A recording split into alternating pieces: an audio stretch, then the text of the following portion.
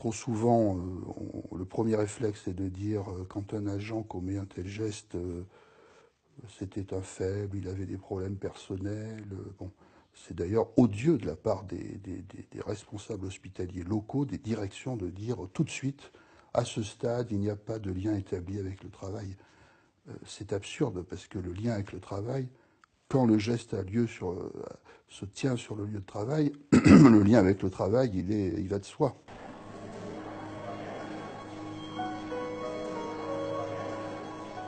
Les méthodes de management actuelles sont déshumanisées parce qu'elles sont axées sur la comptabilité, le chiffre, il faut faire tant d'actes pour que l'hôpital ait tant de recettes, enfin, des raisonnements que même un crémier n'oserait pas tenir. Il y a un deuxième phénomène qui est le phénomène de la polyvalence. On demande à beaucoup d'agents, notamment les aides-soignants, les infirmiers, les infirmières, d'être polyvalents. Sous-entendu, vous êtes des pions qu'on peut déplacer d'un endroit à un autre. Il n'y a pas de reconnaissance du savoir professionnel, de l'expérience de ces personnels.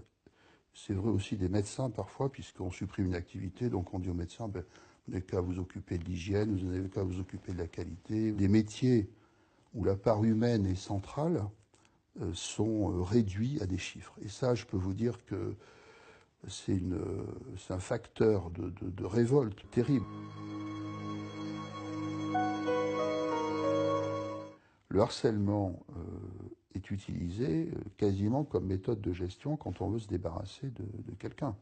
Et au lieu de prendre en compte la fragilité de la personne, au lieu que la gestion des ressources humaines soit individualisée et qu'on trouve le poste où la personne va s'épanouir et donner ce qu'elle a de meilleur, eh bien, on va s'en débarrasser, on va commencer à l'humilier en public, à la placardiser, la changer de bureau, lui donner des tâches impossibles à réaliser ou au contraire des tâches subalternes. On va convoquer la personne devant une armada de gens qui lui sont hostiles, on va l'humilier. Ce genre de situation, c'est très destructeur au plan psychologique. C'est inadmissible. C'est inhumain, c'est brutal, c'est cruel. Et, ça a lieu, mais tous les jours.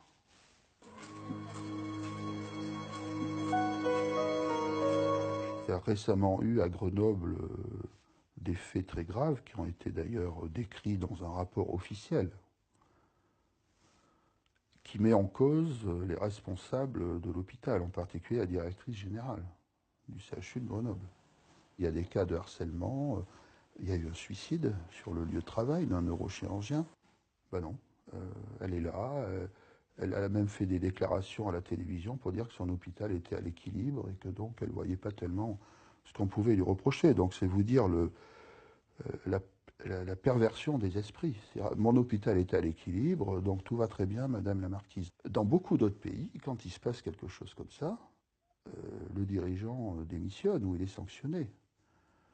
En France, il y a une culture de l'impunité, de l'irresponsabilité, qui ne fait évidemment qu'entretenir le phénomène.